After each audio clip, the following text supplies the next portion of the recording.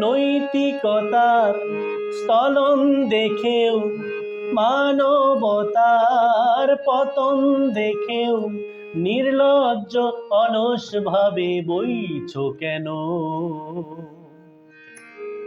বলতেছেন, নৈতিকতার স্থলন দেখেও, মানবতার পতন দেখেও তুমি অসীম ক্ষমতাশালী হয়েও কিছু করতেছ না এই সমাজে নির্যাতিত নিপীড়িত মানুষের জন্য।